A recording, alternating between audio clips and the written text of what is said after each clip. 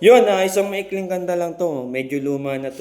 Nung sinulat ko, nung pa-challenge pa to ni Sir Glock 9. Ayan. 3 years ago. Testing ko lang kung kaya ko siyang kantahin. Testing ko lang kaya siyang kantahin. Medyo inihingal ako sa kanta na to eh. Ayan. 11 taon na rin mula nung ako ay sumulat ng mga talata na mapanugat. Kasi sa ganung bagsakan to namulat, pero mas marami sa akin ang nagulat.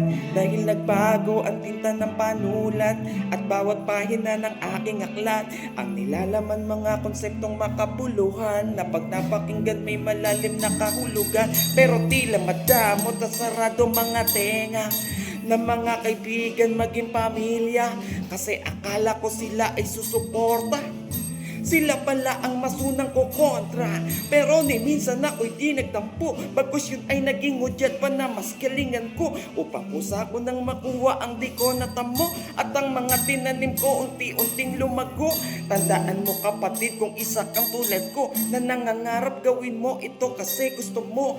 Hindi para sa iba, kundi sa sarili mo. May resulta ang lahat ng pinoproseso mo. Yun ay kung ano pa man, maging masaya pa rin. Tagumpay ka na nung ito'y sinubukan mong gawin.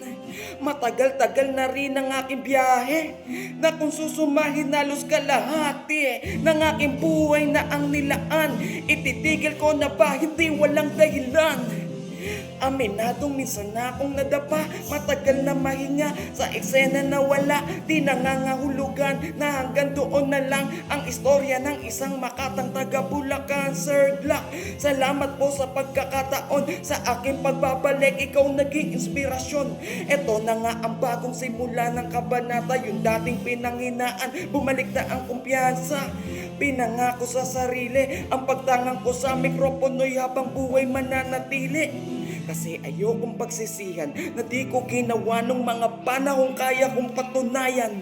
Ang pagkakataon ay may limitasyon. Kung meron ka ngayon, baka bukas wala na yun. Kasi walang permanente na nilikha, pero ang lahat ay posible. Basta't kilusan mo lang ang lakat ng gustong makamit, at huwag kang susuko, yun ang importante. Yun lang, maraming salamat po. Peace.